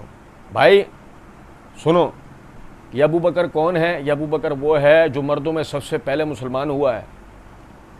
بڑی عمر کے مردوں میں ابو بکر پہلے مسلمان ہوئے تھے، لڑکوں میں علی بن ابی طالب رضی اللہ عنہ پہلے اسلام قبول کیا تھا، انہوں نے مسلمان ہوئے نا، تو ہزاروں لاکھوں کے ریوڑ دیکھ کر مسلمان نہیں ہوئے، وہ بیچارے اس زمانے میں مسلمان ہوئے جب نبی صلی اللہ علیہ وسلم کی کوئی بات بھی سننے والا نہیں تھا۔ سنو ذرا بات کو، نبی صلی اللہ علیہ وسلم نے یعنی اسلام کی دعوت دی، ابو بکر مسلمان ہو گئے، بلال مسلمان ہو گئے، عامر بن فہرہ مسلمان ہو گئے، عبداللہ بن ام مکتوم مسلمان ہو گئے، یہ سب حضرات مسلمان ہو رہے ہیں۔ سنو ذرا بات کو، یہ سب حضرات مسلمان ہو رہے ہیں۔ اسلام کا مستقبل، اسلام کا اگلے دن کا مستقبل کوئی بھی جانتا نہیں ہے۔ آج 1 ارب 60 کروڑ کی آبادی پوری دنیا میں مسلمانوں کی ہے، اس وقت میں یہ اکیلے گنتی کے 12-13 مسلمان ہیں۔ سنو توجہ سے بات، پڑھنے کے لیے نماز نہیں ہے، رکھنے کے لیے روزہ نہیں ہے، حج کی آزادی نہیں ہے، کوئی زکوٰۃ کا حکم نہیں اترا ہوا ہے، کوئی نظر و نیاز نہیں ہو رہی ہے، کوئی ماتم نہیں ہو، کوئی کربلا، کوئی جمل، کوئی صفین، کوئی بدر احد نہیں ہوئے، کچھ بھی نہیں ہوا ہے۔ کوئی لولی لنگڑی تاریخ نہیں ہے جسے پڑھ پڑھ کے اپنے ہی بزرگوں سے متنفر کرنے کی کوشش کی جائے۔ کچھ بھی موجود نہیں، اگر ہم سمجھے تو کچھ بھی موجود نہیں۔ اگر ہے تو یہ کہ کل اسلام کا مستقبل کیا ہے، اگر کوئی بات ہے اس وقت، کل اسلام کا مستقبل کیا ہے۔ آج بلال کو آزاد کر دو، آج بلال کو آزاد کرو، اور کل بلال تمہاری میری طرح، سنو توجہ سے بات، آج بلال کو آزاد کر دو، کل بلال تمہاری میری طرح مسجد جائے، نماز پڑھے، اللہ اللہ کرے، کوئی جمعرات کے دن جاگنے آ جائے، کوئی جمعہ والے دن درسوں میں شریک ہو جائے، کوئی جو ہے وہ جاگنے کی راتوں میں عبادت کے لیے آ جائے، کوئی بڑے عالم آئے تو ان کا خطاب سننے آ جائے، اور اس کے بعد جا کے پھر انہی چکروں میں لگ جائے، تو ایسے بلال کا ہم کیا کریں گے؟ یہ ہمارے کسی کام کا ہے یہ بلال؟ بلال کوئی تاجر نہیں ہے، بلال کوئی سپاہی نہیں ہے، بلال کچھ بھی نہیں ہے، لیکن بلال مسلمان ہے۔ اور بلال کون ہے یار توجہ سے بات، بلال کیا ہے؟ بلال مسلمان ہے۔ ابو بکر صرف کیا دیکھ رہے ہیں؟ میرا مسلمان بھائی ہے، آزاد کر، مسلمان ہو گئے۔ غور طلب نکتہ، یہ ابو بکر ہیں۔ اللہ نے کیا کہا؟ ہم نے مسلمانوں سے ان کا جان اور مال، سنو ذرا توجہ سے بات، کوئی باغ فدق فتح ہوا ہے؟ کوئی باغ فدق ہاتھ میں آیا ہے کہ بعد میں اس کے لیے بحثیں ہوں گی؟ دیکھو میں بتانا کیا چاہ رہا ہوں، آپ غور تو کریں اس بات پہ، جو ڈرامے بازیاں ہمیں سنائی جا رہی ہیں اس کے علاوہ قرآن اور حدیث ہے نا، اس کے علاوہ تاریخ ہے نا۔ کیا ایسی بات ہے آپ تنقیص کے پہلو دکھاتے ہو، تعریف کے پہلو؟ وہ اللہ ہمیں توفیق دے گا، ہم تنقیص کے جو پہلو ہیں ان کو بھی انشاءاللہ پڑھیں گے اور بتائیں گے کہ ان کی بھی حقیقت کیا ہے۔ لیکن میں صرف بتانا ابھی اس بات کو چاہتا ہوں، آپ اس کو سمجھیں کہ اللہ نے جو اسلام کا جو کام لیا, آپ تک جو اسلام پہنچایا, یقین کرو نعتوں کی کیسٹوں سے اور قراتوں کے تلاوتوں کے ترجموں سے نہیں پہنچا. کوئی سوشل میڈیا, کوئی فیس بک, کوئی واٹس ایپ, کوئی پوسٹیں 5 منٹ کی بناؤ, 7 منٹ کی بناؤ, یہ کچھ بھی نہیں پہنچا تھا, کچھ بھی نہیں. اسلام تو تھا ہی نہیں. یہ اسلام کو آپ تک لانے والا, آپ کا دروازے بجانے والا جبرائیل ہو سکتا تھا. اللہ اس پر قادر ہے نا. بھائی میری بات سنو ذرا, توجہ طلب بات ہے. اللہ اس پر قادر تھا کہ جبرائیل آتا, آپ کا دروازہ بجاتا, آپ جیسی دروازہ کھولتے, باہر جبرائیل 2 یعنی عجیب الخلقت فرشتوں کے ساتھ کھڑا ہوتا ہے, جنہیں دیکھتے ہی پہلے تو آپ سن ہو چکے ہوتے ہیں. پھر اس کے بعد بلال, آپ جبرائیل آپ کے ہاتھ میں قرآن دیتا, قرآن کی ایک کاپی آپ کے ہاتھ میں دیتا اور کہتا اللہ نے تمہاری ہدایت کے لیے کتاب اتاری ہے, اس پر عمل کرنا ہے. بلال چلے آتے, وہ جبرائیل چلے آتے. اب کیا ہوتا, ہم عمل کرتے موبائل خریدتے ہیں, اس کے ساتھ کتاب نکلتی ہے, کبھی آج تک کھول کے بھی پڑھی ہے. یہ تو ہماری فطرت میں ہے. خود سے کبھی کوئی چیز نہیں پڑھتے جب تک کوئی پڑھوائے نہیں. خود سے تو کبھی کوئی چیز سیکھتے نہیں ہے جب تک کوئی سیکھنے کی طرف توجہ نہ دلائے. یہ تو ہماری فطرت کے اندر ہے نا, خود سے نہیں کریں گے, سوال ہی نہیں پیدا ہوتا. تو وہ جو خود سے کرنے کے لیے کھڑے ہوئے وہ ہم سے اسپیشل ہوں گے نہیں ہوں گے؟ بھائی ایمانداری سے کہا, جو خود سے کرنے کے لیے کھڑے ہو گئے وہ تو سب سے اسپیشل ہوں گے نا. سمجھے نہیں؟ ان کو مال کا لالچ ہوگا, جبکہ انہوں نے مال خرچ کیا جب کوئی خرچ کرنے والا نہیں تھا. ان کو کسی سے کوئی نفرت تھی, کوئی تمہارے سوا کوئی مسلمان ہو رہا ہے, کوئی ابو بکر کے سوا, کوئی علی کے سوا, کوئی بلال کے سوا ابھی اسلام قبول کر رہا ہے؟ کوئی امیر, کوئی غریب, کوئی کالا, کوئی گورا, کوئی مشرق سے آیا ہوا, کوئی مغرب سے آیا ہوا, کوئی اسلام قبول کر رہا ہے؟ کچھ بھی نہیں, کچھ بھی نہیں ہے. میں کہہ رہا ہوں نا, ایک جملے میں نے کیا کہا تھا, کل کا اسلام کا مستقبل ہمیں پتہ ہی نہیں. اور آج اللہ کے رسول کے کہنے پر کتنے میرے بھائی درہم, سارے کے ساتھ 40,000 درہم خرچ, ختم. بس اللہ کے رسول صلی اللہ علیہ وسلم نے کہتے بات کرتا ہوں, اللہ کی بات ثابت ہوئی, ہم نے مومنین کے ذریعے تیری مدد کی, اللہ کی قسم. اور سنو, غور طلب بات, میں توجہ دلاؤں گا بیچ حکایت کے اندر, آپ بھائی توجہ سے سنتے جاؤ. یہ میرے ہاتھ میں اسد الغابہ ہے, یہ اسد الغابہ کی جلد نمبر 2 کا صفحہ نمبر 642, 643, 644 تینوں صفحے پڑھوں گا. غور طلب نکتہ ہے, پڑھیں سنیں. عمر رضی اللہ عنہ کے آزاد کردہ غلام اسلم العدوی, وہ کہتے ہیں کہ عمر رضی اللہ عنہ نے ایک دن ہم سے کہا, میں تمہیں بتاؤں کہ میں نے اسلام کیسے قبول کیا تھا. بھائی میرے سنو ذرا بات. کہتے ہیں کہ جی ہاں بالکل بتائیں. عمر رضی اللہ تعالیٰ نے کہتے ہیں کہ میں نبی صلی اللہ علیہ وسلم سے سب سے زیادہ نفرت کرنے والا تھا. او بھائی میرے, یہ عمر وہ ہے, اس سے محبت کرنے والے ہیں نا, اس سے محبت کرنے والے اس زمین کا 3/4 حصہ ہیں. یہ عمر وہ ہے, اس سے محبت کرنے والے اس زمین کے باسیوں میں سے 3/4 لوگ ہیں اس سے محبت کرنے والے. کیونکہ کالے والوں کی گنتی اتنی ہے نہیں جتنا ہمارے سر پہ انہیں لاد دیا گیا ہے. آپ میری بات سمجھیں, غور طلب نکتہ ہے. عمر رضی اللہ عنہ کہتے ہیں میں سب سے زیادہ نبی صلی اللہ علیہ وسلم سے نفرت کرنے والا تھا, نعوذ باللہ. ایک روز سخت گرمی کے دنوں میں دوپہر کے وقت مکے کے گلی میں جا رہا تھا کہ قریش کا ایک شخص مجھ سے ملا اور کہنے لگا, اے خطاب کے بیٹے کہاں جاتے ہو؟ تم اپنے کو ایسا مخالف اسلام خیال کرتے ہو, حالانکہ یہ تو تمہارے اپنے گھر میں آ چکا ہے, یہ تو تمہارے اپنے گھر میں آ چکا ہے. میں نے کہا کیا؟ اس نے کہا تمہاری بہن نے اپنا مذہب تبدیل کر دیا. ٹھیک ہے. عمر کہتے ہیں میں انتہائی غصے میں بھرا ہوا لوٹا, اور اس وقت رسول اللہ صلی اللہ علیہ وسلم کا طریقہ یہ تھا کہ ایک ایک دو غریب مفلس ناتواں آدمی جو مسلمان ہو جایا کرتے تھے, آپ کسی ایک شخص کی کفالت میں دے دیا کرتے تھے. آپ کسی ایک شخص کی کفالت میں دے دیا کرتے تھے. یعنی ایک آدمی جو کہ پیسے والا ہے, غلام طبقہ جو بیچارے بالکل غریب ہیں, جنہیں اوپر آنے ہی نہیں دیا گیا, مسلمان ہو گئے, نبی صلی اللہ علیہ وسلم ان کو اس امیر طبقے کے ہاتھ میں دے دیا, ایک آدمی کے ہاتھ میں دے دیا, 13 ذمہ داریاں, ان 3-4 کے معاملات تو پورے کر. ٹھیک. اچھا, پھر میری بہن کے شوہر کی کفالت میں, یعنی میرے بہنوئی کی کفالت میں بھی 2 آدمی کر دیے گئے تھے. میرے بہنوئی کی کفالت میں بھی 2 آدمی کر دیے گئے تھے. میں ان کے گھر پہنچا, جا کے دروازہ بجایا, کسی اندر سے پوچھا گیا کون ہے, میں نے کہا ابن الخطاب, اور کچھ لوگ بیٹھے ہوئے کچھ پڑھ رہے تھے, کچھ لوگ بیٹھے ہوئے کچھ مرثیے نہیں سن رہے تھے. معذرت کے ساتھ وہ مرثیے نہیں سن رہے. سنو میں کیا کہہ رہا ہوں, اور وہ یوٹیوب کے کلپ نہیں دیکھ رہے تھے مرزا محمد علی کے. اور سنو یار, اللہ کی قسم بڑا فرق ہے, بڑا فرق ہے. تباہ کر رہے ہیں اپنے ایمانوں کو, اپنے آپ کو. تو بیٹھ کر آدھے گھنٹے 25 منٹ کا کلپ دیکھ سکتا ہے, تو اللہ کا قرآن نہیں پڑھ سکتا, تو نبی صلی اللہ علیہ وسلم کا فرمان نہیں پڑھ سکتا. کیسا بیڑا غرق ہے. اس کے بعد منہ کو کس کے آتا ہے؟ جن سے محبت کرنے والے اس زمین کے 3/3 ہیں. اللہ کے فرشتے آسمانوں سے ان سے محبت کرنے والے.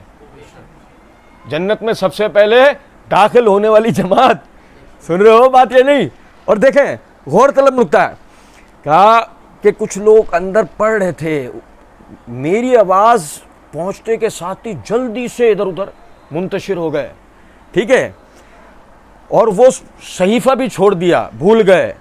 پھر میری بہن نے دروازہ کھولا, میں نے جو کچھ میرے ہاتھ میں آیا اٹھا کر اسے میں نے بری طریقے سے مارنا شروع کر دیا. بھائی میرے سنو ذرا بات, میں نے اسے مارنا شروع کر دیا. عمر, اچھا یہاں سے میں بات آگے لے جانے سے پہلے ایک بات کہوں. دیکھو عمر رضی اللہ تعالیٰ عنہ وہ اپنی بہن کو کس لیے مار رہے ہیں؟ مسلمان ہو گئے, مسلمان ہونے کے بعد بھی تو مارتے تھے. کن کو؟ کفار. پھر عمر رضی اللہ عنہ نے کبھی مسلمانوں کو مارا ہے سوائے اس کے کہ جب کوئی آدمی اللہ کی حد کو پھلانگنے کی کوشش کرے؟ بحیثیت امیر المومنین تو آپ نے سزا دی ہے, تعزیرات دی, لگائی ہیں, لیکن آپ سمجھے ذرا اس بات کو. آج اپنی بہن کو مار رہے ہیں کس نام پر کہ اس نے کیا کرا؟ اس کے بعد کبھی کسی مسلمان کو مارا؟ اچھا ان سے پوچھیں وہ جو منبر پر آتے ہیں, جو مصائب سناتے ہیں, جو واقعات سناتے ہیں, اور جو کہتے ہیں سنو ذرا بات کو, ہمارے اہل سنت نے بہت غلط کیا. میں یہ بڑی معذرت چاہتے ہیں بات کو, ہمارے اہل سنت نے بڑا غلط کیا, حضرت علی نہیں کہنا چاہیے, مولا علی کہنا چاہیے. ان سے پوچھو, تم بتاؤ. اچھا چلو سب کو چھوڑو, تم بتاؤ. عمر رضی اللہ عنہ نے بعد میں کسی کو مارا؟ نہیں. اچھا وہی عمر جس نے بعد میں کبھی کسی کو کسی نام پہ نہیں مارا, وہ فاطمہ کو ماریں گے, ان کے گھر کا دروازہ جلائیں گے. کس سے سنے آدمی, کس سے سن لے. افواہیں تو کتنی اڑتی ہیں. میں دوپہر کو افواہ سنی تھی زرداری مر گیا. افواہ ہے نا, افواہ تو آدمی ہزاروں سن سکتا ہے. اب سمجھے ذرا اس بات کو. اب وہ باقاعدہ سنو بھائی, آدمی سن رہا ہے کسی بات کو, سن لیا ٹھیک ہے, اپنی جگہ ایک بات ہے, لیکن غور تو کریں نا یار. ہم جو جانتے ہیں عمر ایسے ہیں تو نہیں. عمر کبھی کسی کے لیے ایسے ہو سکے؟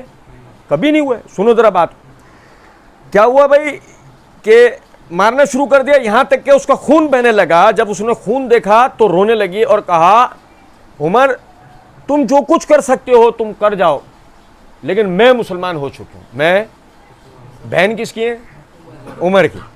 سنو ذرا بات, میں اسی غصے کے حالت میں ایک تخت پر جا کر بیٹھ گیا, گھر کے ایک مسند پر جا کر بیٹھ گیا, اور مکان کی ایک طرف رکھی کتاب کو دیکھنے لگا. میں نے پوچھا یہ کیا کتاب ہے؟ میں نے پوچھا یہ, کہا فیضان سنت ہے, فضائل اعمال ہے, نہج البلاغہ ہے.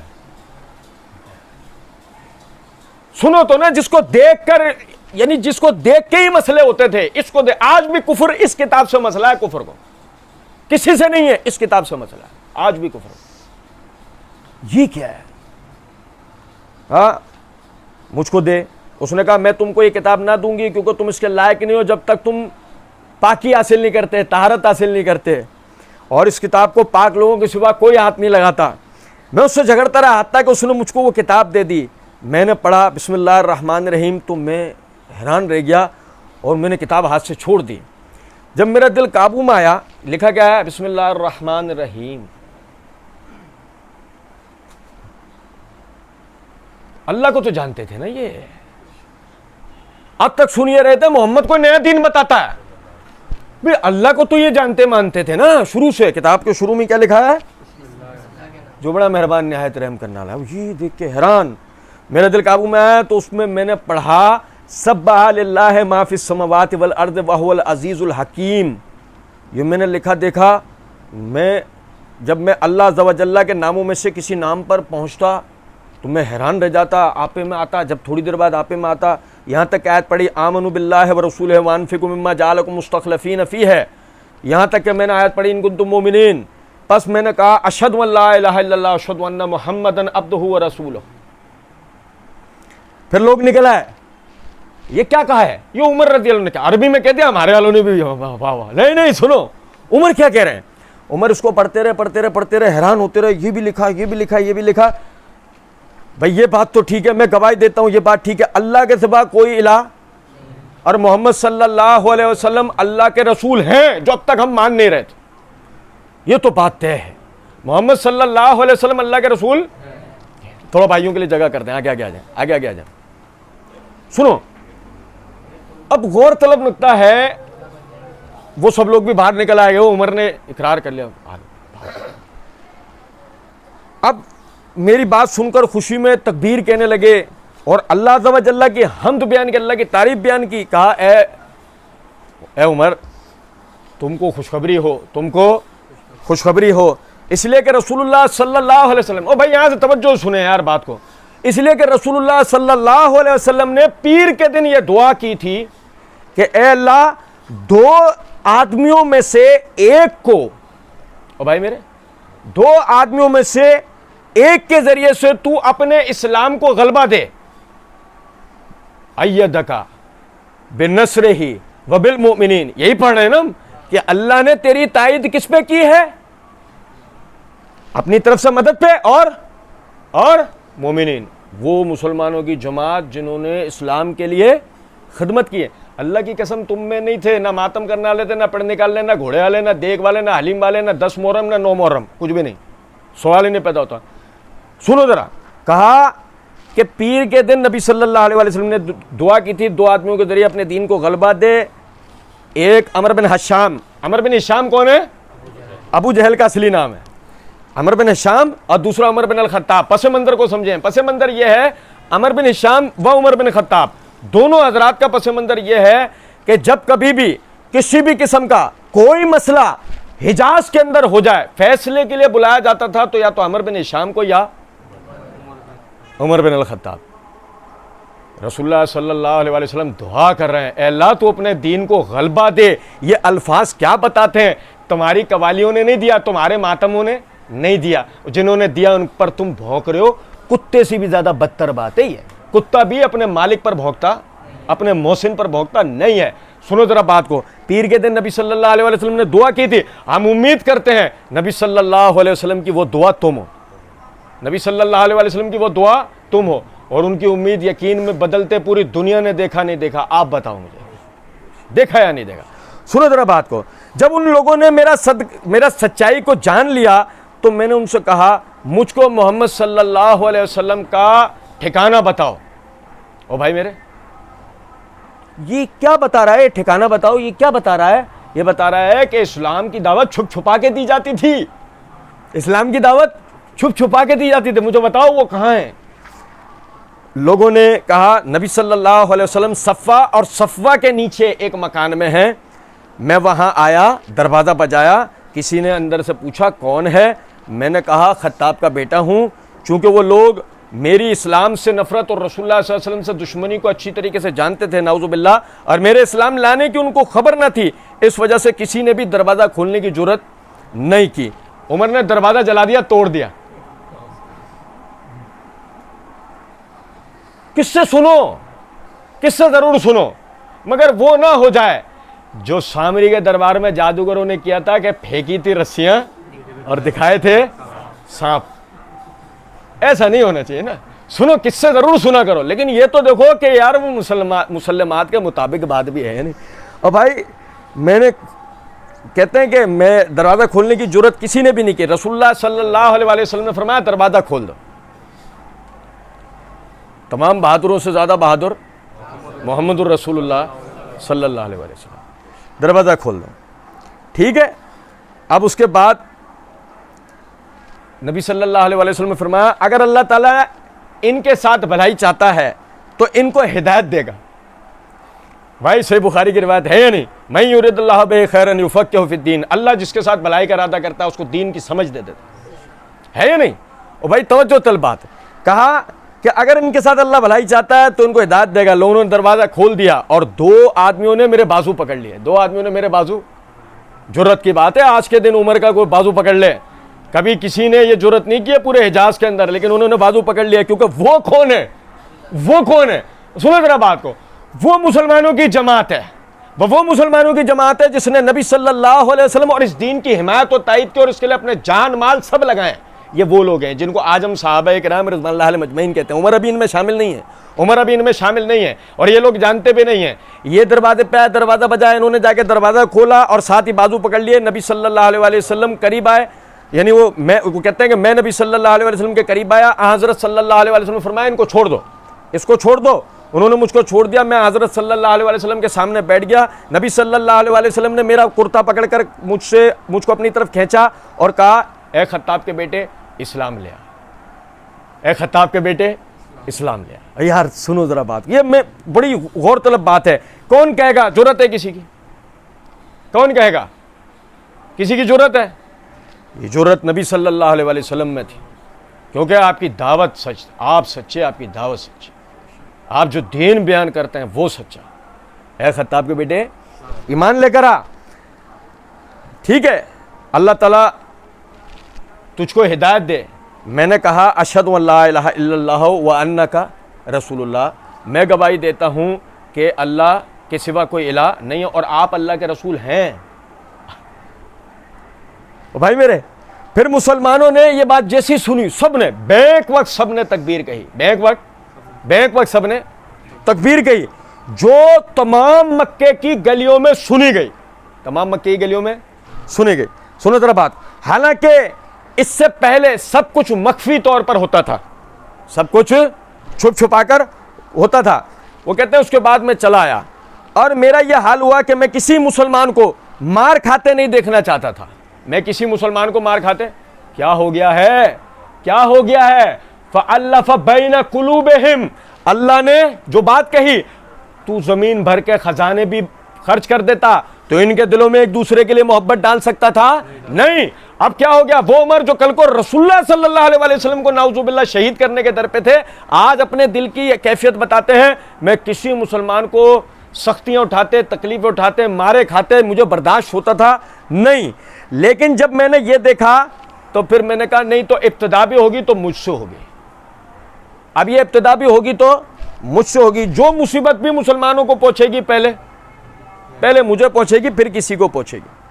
بس میں اپنے ماموں کے پاس, جو تمام کفار میں سب سے شریف آدمی تھے, ان کے دروازے پہ گیا. دروازہ بجا, انہوں نے پوچھا کون ہے؟ میں نے کہا میں خطاب کا بیٹا. وہ میرے پاس آئے. میں نے ان سے کہا تم کو معلوم ہے میں مسلمان ہو گیا ہوں؟ بھائی میرے نہیں سمجھے؟ تمہیں پتہ میں مسلمان ہو گیا ہوں؟ انہوں نے کہا کیا تو مسلمان ہو گیا ہے؟ یہی کہہ رہا تو نہیں سمجھے؟ اسلام کا اس وقت کا سب سے بڑا دشمن آ کے دروازے پہ کھڑے ہو کے کیا کہہ رہا, میں مسلمان ہو گیا. میں نے کہا ہاں میں مسلمان ہو گیا ہوں. انہوں نے کہا ایسا نہیں کر, ایسا نہ کر.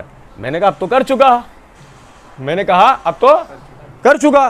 انہوں نے پھر کہا مجھ سے دیکھ ایسا نہ کر, اور مجھ کو باہر کی طرف دھکا دیا اور دروازہ بند کر دیا. مجھ کو دھکا دیا اور دروازہ بند کر دیا. میں نے کہا کچھ نہیں. اور جو رؤسائے قریش تھے, میں ان کے ہاں آیا سب کے پاس, کہ دروازہ بجایا, پوچھا کون؟ کہا میں عمر. وہ میرے پاس آیا, تم کو خبر ہے کہ میں اسلام لے آیا ہوں؟ اس نے کہا تو نے ایسا ہی کیا؟ کہا بالکل. اس نے کہا ایسا نہ کر. کہا میں اب تو کر چکا. کہا کہ نہیں ایسا نہ کر. پھر وہ بھی اسی طریقے سے دروازہ بند کر کے اندر چلا گیا. بھائی میرے سنو ذرا بات کو, سنو توجہ سنو میری بات میں کیا کہنا چاہتا ہوں. تو وہاں بھی ہو گیا ہے. آئی سمجھ آئی اس جملے کا مطلب؟ تو وہاں بھی ہو گیا ہے. کیسا لگتا ہے؟ اس وقت میں اگر آپ کہہ دو نا کہ میں مسلمان ہو گیا ہوں تو سیم یہی کیفیت. اور کسی کے دروازے میں جا رہے ہیں کہ میں مسلمان ہو گیا, اور ہر آدمی ان سے نظریں پھیر رہا. اور آپ میری بات سمجھو ذرا بات, ہم تو بولو گے دعوت دین میں جہاں مشقت تکلیف پریشانی والا یا کوئی ایسا معاملہ آ جائے جہاں ہماری بات ہماری زبان ہماری آنکھیں نیچے ہونے والی کیفیت ہو تو ہماری انا بیچ میں آ جاتی ہے اور ہم کہتے ہیں ہاں کیا بات کر دی، ہم بھی کچھ ہیں۔ ہم اسلام کو صرف اس جگہ سے قبول کرتے ہیں جہاں ہمیں مزے ملے، عزت ملے، اس جگہ سے اسلام کو قبول کرنے کو تیار ہی نہیں ہے جہاں پہ ہمیں مشقتیں آئیں اور ہماری بے عزتی ہو۔ اور بھائی میرے عمر شریفوں میں سے سرداروں میں سے ایک ہیں، عمر کا نام ہے۔ آج کیا ہو رہا ہے، عمر جس کے دروازے پہ جا رہے ہیں کہہ رہے ہیں میں مسلمان ہو گیا ہوں، تو سائیں یا علی مدد۔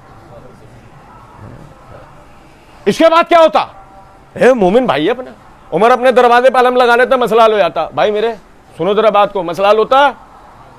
سچے مسلمانوں کے ساتھ کیا ہوا ہے ہمیں پتہ ہی نہیں ہے، ہم کربلا سے کبھی باہر نکلیں تو ہمیں کچھ پتہ لگے گا نا کہ کیا ہوا ہے۔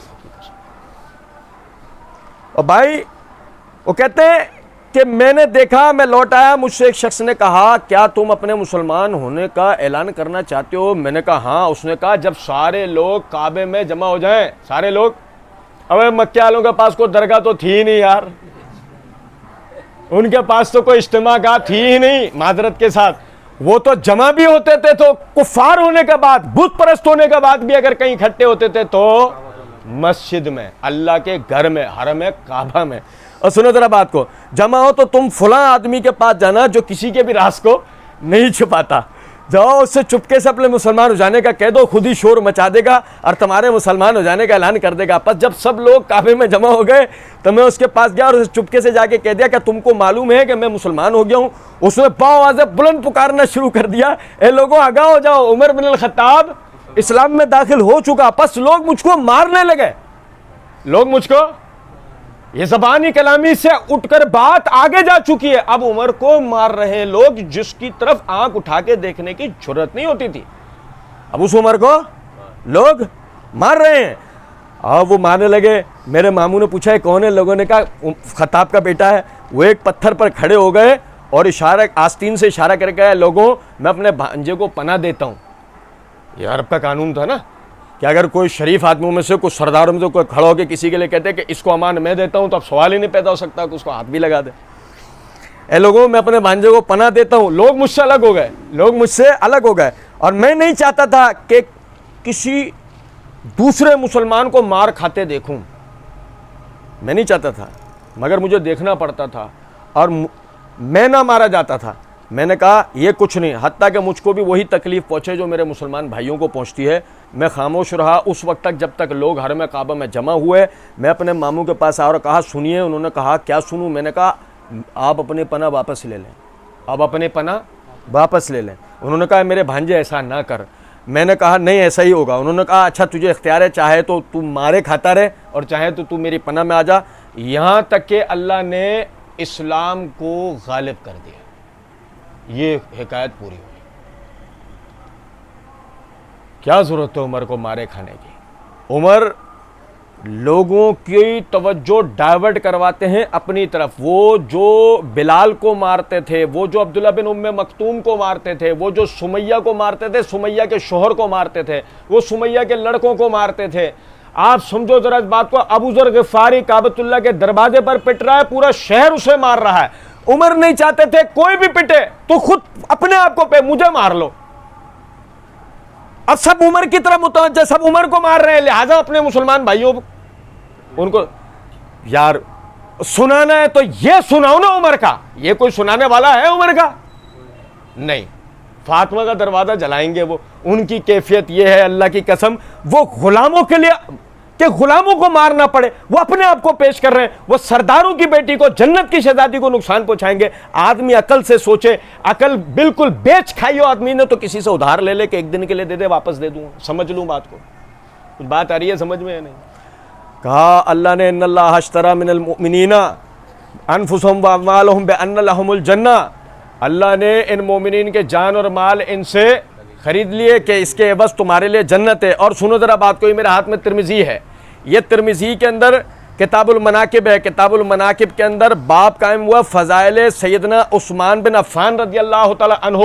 ناراض تو نہیں ہو جائیں گے بھائی؟ آپ نہیں سمجھے بات کو؟ عثمان رضی اللہ عنہ کا ذکر تک تو پھر سمجھ لو کہ اینڈ ہو جاتا ہے.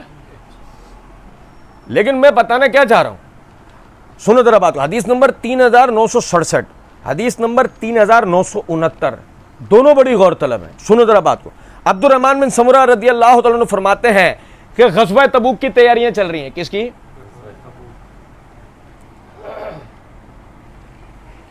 کس کی تیاری چل رہی ہے؟ مطلب صحابہ کرام رضوان اللہ علیہم اجمعین روم کی عملداری کے ایک علاقے پر حملہ کرنے جا رہے ہیں. اس دور کا امریکہ, اس سے ٹکرانے کے لیے ان کے اپنے علاقے میں گھس کے انہیں ماریں گے. کون ہے یہ؟ کون ہے؟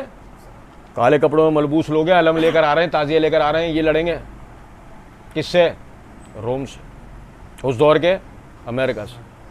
1 انچ کی زمین بھی آج تک فتح نہیں ہو سکی, اپنے ہی خون بہا رہے ہیں. عجیب بھی کوئی قوم ہے یار, سمجھے ذرا بات کو. فَيُقَاتِلُونَ وَيَقْتَلُونَ, وصف تو اللہ نے مومنین کا یہ بتایا, یا تو جہاد کرتے ہیں, خود قتل کرتے ہیں, یا خود قتل ہو جاتے ہیں, اپنے آپ کو تھوڑی مارتے ہیں. مومنین کا یہ وصف قرآن نے بیان کرا. یار سمجھو ذرا بات کو. کہا جیش اسرا یعنی غزوہ تبوک کی تیاریاں ہو رہی تھیں. نبی اکرم صلی اللہ علیہ وسلم کی خدمت میں عثمان رضی اللہ تعالیٰ نے 1000 دینار پیش کیے. کتنے؟ 1000 دینار کا مطلب آپ سمجھیں, اس زمانے کے اندر 1000 دینار کا مطلب یہ ہے کہ ایک آدمی یعنی بحریہ سٹی کے اندر 2 بڑے بڑے بنگلے خرید لے, 200 گز کے بنگلے خرید لے بحریہ سٹی میں اس وقت میں, یعنی 1000 دینار کی ویلیو اتنی ہوتی تھی. عثمان رضی اللہ عنہ لے کے پہنچ گئے. حسن بن واقع فرماتے ہیں کہ عثمان رضی اللہ عنہ وہ درہم اپنی آستین میں چھپا کر لائے تھے. اور بھائی میرے ایسا کیوں ہو رہا ہے؟ صدقہ اس طرح کرو کہ دائیں سے بائیں کو, یار تقوی دیکھو ان لوگوں کے, اللہ کی قسم آج کتے کی طرح بھونک رہے ہیں ہم ان پر, ان کے تقوی دیکھو. ان غور طلب نکتہ ہے کہ باقاعدہ وہ اپنے آستین میں چھپا کے لائے اور نبی صلی اللہ علیہ وسلم کے سامنے جھولی میں آپ کی بکھیر دیا. عبد الرحمن فرماتے ہیں رسول اللہ صلی اللہ علیہ وسلم دیناروں کو اپنی جھولی میں الٹ پلٹ کر دیکھ رہے تھے. کیا کیفیت ہے, اس کیفیت کو ذرا غور سے دیکھو. نبی صلی اللہ علیہ وسلم ان دیناروں کو اپنی جھولی میں الٹ پلٹ کے دیکھ رہے ہیں. اس کیفیت کو غور سے دیکھو. کیا ہے یہ کیفیت؟ یہ کیفیت یہ ہے آپ کا کوئی پرسان حال نہیں ہے, آپ کا کوئی پرسان حال نہیں ہے. آپ نے اسلام قبول کر لیا, آپ کے اپنوں نے آپ کو چھوڑ دیا ہے, آپ کو ہجرتوں پہ مجبور کر دیا گیا ہے. آپ اپنا گھر, کاروبار, جائیدادیں, اپنے بچے, بال بچے, بیوی, آپ سب کچھ چھوڑ چھاڑ کے ہجرت کر کے مدینہ آ گئے. جب آپ مدینہ آ گئے تو اس کے بعد مدینے پر آبادی کا ایک فلو آیا ہے, ایک دباؤ آیا ہے. اس دباؤ کے نتیجے میں یہاں کے وسائل قلیل ہو گئے. وہ لوگ جو پہلے 2 وقت پیٹ بھر کے کھاتے تھے وہ اب 1 وقت پیٹ بھر کے کھا رہے ہیں, اور جو 1 وقت پیٹ بھر کے کھاتا تھا وہ اب دوسرے دن 1 وقت کا کھا رہا ہے. اور کیفیت خود نبی صلی اللہ علیہ وسلم کی یہ ہو گئی ہے کہ آپ صلی اللہ علیہ وسلم کے لیے عائشہ صدیقہ رضی اللہ تعالیٰ نے فرماتی ہیں کہ بعض مرتبہ ہمارے گھر میں گیہوں کی شکل دیکھے ہوئے ہمیں 15 دن بیت جاتے تھے. گیہوں کی شکل دیکھنے کا مطلب کیا ہے؟ ہم روٹی کھا پاتے تھے. ایسی حالت میں دنیا کی سب سے طاقتور فوج سے لڑنے کی آپ تیاری کر رہے ہیں. اور یار دنیا بھی ابھی کسی ماہر فوجی جنرل کرنل کو بٹھاؤ, اس کو بولو تجزیہ کر اس قوم پر کہ یہ قوم گویا یوگینڈا حملہ کرنے جا رہا ہے امریکہ پہ. ہنسے گا وہ, سب سے پہلے کھل کھلا کے ہنس پڑے گا, اور اس کے بعد کہے گا اینٹ بھی نہیں ملے گی کوئی باقی. کوئی ایک اینٹ بھی اگر بچی ہوگی نا ان کے پاس, وہ بھی ان کو باقی ملے گی. وہ ان کا حال ہوگا. آپ سمجھیں, اسباب نہیں, وسائل نہیں, معیشتی طور پہ ڈاؤن ہے, اور جا کر رہے ہیں عسکریت کی طرف, وار سیکشن. آپ سمجھیں ایسی حالت میں کوئی بھی آ رہا مدد کے لیے, سنو ذرا بات کو. آج تو ہمارے والا اعلان کر رہا ہے فلانے نے 1000 روپے کا چیک دیا ہے, فلانے اس نے اتنے 1000 دے دیے, فلانے والے کو اللہ جنت میں بھیجے اس نے یہ کر دیا ہے, وہ فلانے حاجی صاحب آئے انہوں نے یہ کر دیا ہے. سنو ذرا بات کو. عثمان رضی اللہ عنہ نے اپنے آستین میں چھپا کے لایا, نبی صلی اللہ علیہ وسلم کے سامنے ڈال دیے. نبی صلی اللہ علیہ وسلم انہیں الٹ پلٹ کے دیکھ رہے ہیں. اس کیفیت کا پس منظر میں نے آپ کو بتایا. اس کو الٹ پلٹ کے دیکھنے کا مطلب کیا ہے؟ اللہ تعالیٰ نے مدد کی. وَأَيَّدَكَ بِنَصْرِهِ وَبِالْمُؤْمِنِينَ, ہم نے اپنی مدد کے ذریعے تیری تائید کی اور مسلمانوں کے ذریعے. تبوک میں لڑنے جا رہے ہیں, آپ ٹھیک ہے اپنی جگہ, فرشتے مدد کے لیے اتریں گے, لیکن سوال یہ پیدا ہوتا ہے اگر فرشتوں ہی کو مدد کے لیے آنا ہوتا دنیا میں انسانوں کو بسانے کی ضرورت کیا تھی؟ اگر فرشتوں نے ہی جنگیں لڑنی تھی, فرشتوں نے ہی اللہ کے دین کی تائید کرنی تھی, تمہیں مجھے اسلام قبول کروانے کا, اللہ نے تمہیں مجھے ہدایت دینے کا مطلب کیا تھا بھائی؟ فرشتے نہیں آئیں گے, آ گئے بس, وہ بدر میں تمہارے پاس لڑنے کے لیے ہتھیار نہیں تھے, آ گئے, اب نہیں آنے, اب لڑو. سنو ذرا بات, لو بھائی ہتھیار بھی اب خریدیں گے, لڑنے جائیں گے. مدد کس نے کی؟ عثمان نے. آپ سنو, مصائب سنتے ہیں نا, مصائب سنو ذرا بات. ہمیں لوگ بیان کرتے ہیں واقعات, یہ بھی بیان کرنا چاہیے. حدیث نمبر 2969 ہے. سمامہ بن حزن کشیری فرماتے ہیں, میں سیدنا عثمان رضی اللہ عنہ, یعنی جب سیدنا عثمان رضی اللہ عنہ اپنے گھر کی چھت سے بلوائیوں سے مخاطب ہوئے. بلوائی کون؟ جو آپ کو شہید کرنے کے لیے آتے, اپنے گھر کا گھیراؤ کر لیا تھا آپ کے. سنو ذرا توجہ سے بات. مخاطب ہوئے تو میں بھی وہاں موجود تھا. وہ کہتے ہیں کہ انہوں نے فرمایا تم میرے پاس اپنے ان دونوں ساتھیوں کو لے آؤ جنہوں نے تم کو میرے خلاف جمع کیا ہے, عبداللہ بن سبا, مالک بن اشتر اور دیگر. آج تو مالک بن اشتر رضی اللہ عنہ ہو گئے ہیں, وہ فیس بک والے چوچلے نے ان کو, وہ یوٹیوب والے چوچلے نے مالک بن اشتر رضی اللہ عنہ بنا دیا ہے. سن تو لو ذرا بات کو. چنانچہ ان دونوں کو لایا گیا, گویا کہ وہ دونوں, سنو, سمامہ بن حزن کہتے ہیں گویا میں ان دونوں کو دیکھ رہا تھا, وہ بالکل ایسے لگ رہے تھے جیسے اونٹ یا گدھے. کیا مطلب ان کی اس مثال سے؟ اونٹ اور گدھا چوپایوں میں سے وہ جانور ہے, ہاں کو جس طرف بھی وہیں چلے جاتے ہیں. یہ انسان کے بچے نہیں ہیں, کیونکہ انسان کے بچے ہوتے شیطان انہیں کہیں ہانک سکتا تھا. عثمان رضی اللہ عنہ کے خلاف کسی کو ہانکا جائے, وہ انسان کا بچہ ہو سکتا ہے. آپ سمجھو ذرا اس بات کو. بہت بے ضمیر, بہت بے حیا, بہت بے غیرت جب آدمی ہو جاتا ہے نا, تو عثمان رضی اللہ عنہ کے خلاف بکواس کرتا ہے. کیوں؟ پڑھیں گے ہم انشاءاللہ آگے فضائل صحابہ کے عنوان سے, جب پڑھیں گے نا عثمان رضی اللہ عنہ کی فضیلت کے حوالے سے انشاءاللہ بات ہوگی. عثمان رضی اللہ عنہ نے فرمایا میں تمہیں اللہ کا واسطہ دے کر, اسلام کے حیا دلا کر پوچھتا ہوں, تم اس بات کو جانتے ہو کہ رسول اللہ صلی اللہ علیہ وسلم جب مدینہ منورہ تشریف لائے تھے تو یہاں صرف بیر روما کا پانی میٹھا تھا. ایک بیر روما ایک کنواں تھا, یہودیوں کی ملکیت میں تھا, اس کا پانی میٹھا تھا, باقی ہر جگہ پر کھارا پانی تھا. تو دیکھیں یہاں پر جو ہے میٹھا پانی تھا. تو رسول اللہ صلی اللہ علیہ وسلم نے فرمایا کون شخص ہے جو بیر روما کے کنویں کو خرید کر اپنا ڈول عام مسلمانوں کے ڈولوں کے ساتھ کر دے تو اس کے بدلے اسے اس سے بہتر یعنی جنت ملے گی. میں نے اس کنویں کو اپنے بچے ہوئے مال, جو میرے پاس مال جس کو لے کے میں مدینہ پہنچا تھا, میں نے اپنے اس مال سے میں نے آؤ دیکھنا تھا, یہ نہیں دیکھا میرا مستقبل کیا ہوگا, میرے بچے بھوکے مریں گے, میں آگے کمانے کے لائق بھی ہوں گا نہیں ہوں گا, میں خود کھانے کے لائق ہوں گا یا نہیں ہوں گا, مجھے بھیک نہ مانگنی پڑ جائے کسی کا. زندگی میں عثمان کے ہاتھوں میں مٹی نہیں لگی, اس عثمان کو لوگوں کے آگے ہاتھ پھیلانے پڑ جائیں, کیا ہوگا کیا نہیں ہوگا, کچھ نہیں سوچا. میں نے وہ مال لیا اور اس کنویں کو خرید لیا. تم آج مجھے اس کنویں کا پانی پینے سے روکتے ہو. او بھائی میرے توجہ کرو, 10 دن بھی تو سنا نا, 10 دن بھی سنو, ایک یہ بھی سن لو, رکھ دو.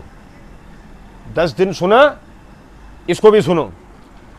تم مجھے یہ پانی یعنی تم مجھے اس پانی کے پینے سے روکتے ہو. یہ پانی میں نے خریدا تھا, میں نے مسلمانوں کے لیے اس کنویں کو وقف کیا تھا. مسلمان فی سبیل اللہ فری جو پانی پینے کے لائق ہو, دنیا کی سب سے پہلی سبیل اگر قائم کر کے دی تو عثمان نے قائم کر کے دی تھی. یار کہاں ہیں ہم؟ آج ہم کہتے ہیں فلانی سبیل قائم کی, ثواب فلانے حاجی صاحب یا حجن کو پہنچے. اللہ کی قسم دنیا میں جو بھی پانی کی جگہ بنے گی ثواب پہنچے گا تو عثمان کو پہنچے گا اور کسی کو نہیں پہنچے گا. صحیح بتا رہا ہوں. سب سے پہلی سبیل لگانے والا وہ اللہ کا بندہ تھا, اور اپنے اصل مال سے صدقے سے نہیں, اپنے اصل مال سے, زکات سے نہیں, اپنے اصل مال سے. صرف اس بات پہ میرے مسلمان بھائیوں کو یہودی یہ پریشان کرتے ہیں, نہیں پانی فری کروں گا, ہمارے والے پانی بیچ رہا ہے 20 روپے گیلن, ڈوب کے مرنے کا مقام ہے. اور سنو ذرا بات کو, پھر فرمایا میں تم سے اللہ اور اسلام کا واسطہ دے کر پوچھتا ہوں, کیا تمہیں علم ہے مسجد نمازیوں سے تنگ ہو گئی تھی, مسجد نمازیوں سے تنگ ہو گئی تھی رسول اللہ صلی اللہ علیہ وسلم فرمایا، اور کون سی مسجد بھائی؟ مسجد نبوی۔ رسول اللہ صلی اللہ علیہ وسلم فرمایا کون ہے جو فلاں خاندان سے جگہ خرید کر مسجد کو وسیع کر دے تو اس کے لیے جنت میں اس سے بہتر بدلہ ہوگا۔ میں نے اپنے اصل مال سے وہ جگہ خریدی، تم آج مجھے اس مسجد میں 2 رکعت نماز پڑھنے سے روکتے ہو، تم آج اس مسجد میں مجھے۔ انہوں نے جواب میں کیا کہا؟ عثمان آپ جو کہہ رہے ہو دونوں باتیں غلط ہیں، میں عربی عبارت پڑھ رہا ہوں، عربی عبارت سنو توجہ، انی شہید بے شک میں گواہی دیتا ہوں، آپ یہ جو دونوں باتیں کہہ رہے ہیں یہ میں گواہی دیتا ہوں۔ جو لوگوں کو اکسا کے لانے والے ولنز ہیں، یہ جو عثمان رضی اللہ عنہ کو شہید کرنے کے لیے لوگوں کو اکسا کے لے کے آئے، دونوں بے غیرت کہہ رہے ہیں ہاں آپ نے سچ کہا، کنواں بھی خریدا تو آپ نے، مسجد کی توسیع بھی ہوئی تو آپ کی وجہ سے، نہ اس کنویں سے آپ کو پانی پینے دیں گے، نہ اسی مسجد میں آپ کو نماز پڑھنے دیں گے۔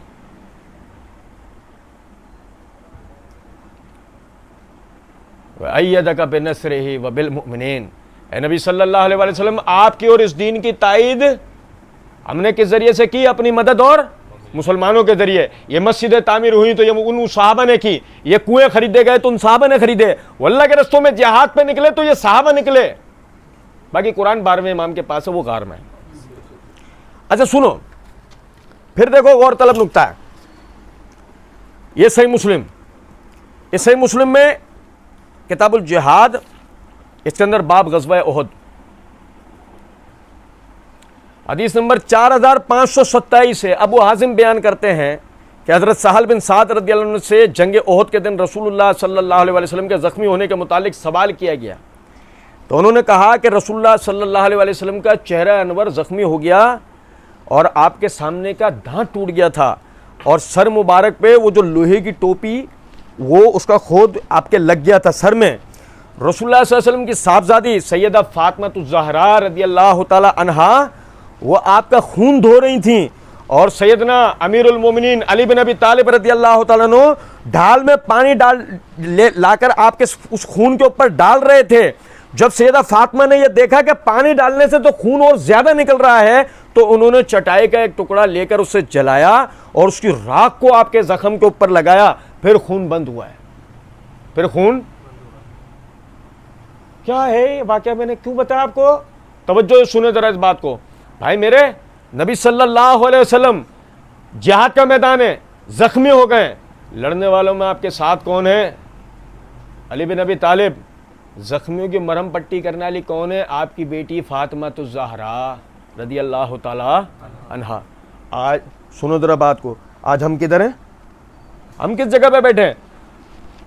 پنجتن سے محبت، علی فاطمہ سے محبت اور جہاد کے میدان سے نفرت۔ فاطمہ اور علی دونوں کہاں ملے ہیں؟ فاطمہ اور علی دونوں کدھر ملے؟ جہاد کے میدان میں۔ تم کہاں ملے؟ پیڑ میں تھے، پیڑ میں ابھی آئے، پیڑ سے آئے۔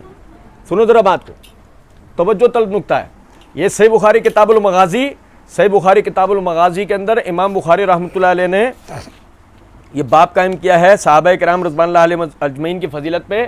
باب اس ہمت طائفتان منکم ان تفشل واللہ ولیہما وعلی اللہ فلیتوکل المؤمنون۔ سنو اس کے تحت حدیث نمبر ہے 4063، یہ آخری واقعہ پڑھ رہا ہوں، اس کے بعد انشاءاللہ اگلے درس میں ہم پڑھیں گے۔ فرمایا طلحہ بن عبید اللہ رضی اللہ تعالیٰ عنہ، نام سنا ہے طلحہ بن عبید اللہ کا؟ نام سنا ہے طلحہ بن عبید اللہ کا؟ نام شاید ہی کسی نے سنا، نام ہی نہیں سنتا ہے، سنے میں یہ بھی کیسے؟ پنجتن کا جو پروپیگنڈا ہے، 4 اماموں کا جو پروپیگنڈا ہے، وہ ولیوں کے اندر بھی ہم نے سن رکھا ہے، تو غوث اعظم کے بارے میں سن رکھا ہے، باقی کسی کے بارے میں سن رکھا۔ ہم پروپیگنڈے سے جس دن باہر آئیں گے اس دن ہمیں اپنے بزرگوں کے بارے میں پتہ لگے گا ہمارے بزرگ کیا تھے۔ جو بچہ کچھ اور پروپیگنڈا تھا، یہ مرزا محمد علی آتا ہے، جمل صفین کربلا سناتا ہے اور اس کے تحت باقی ساری امت کو متنفر کرتا ہے۔ کس سے؟ میں نے بتایا نا بھی آپ کو، اس طبقے سے جس سے اللہ کے فرشتے محبت کرتے ہیں۔ اس زمین کے 3/3 لوگ محبت کرتے ہیں۔ آپ کو پتا پروپیگنڈا بوم گرایا گیا ہمارے اوپر، ہم سے پہلے قرآن اور حدیث چھڑوانے کی کوشش کی گئی ہے۔ اگلے درس میں ہم اس حوالے سے ایک چیز پڑھیں گے۔ اور پھر اس کے بعد جہاد کو ہمارے ہاں بدنام کیا گیا، اور پھر اس جہاد کو قائم کرنے والا جو طبقہ تھا وہ کون تھا؟ کسی طرح یہ اپنے بزرگوں تک نہ پہنچ جائیں. جس جہاد کو ہم نے بدنام کیا ہے آخر کار اس جہاد تک یہ پہنچ جائیں گے.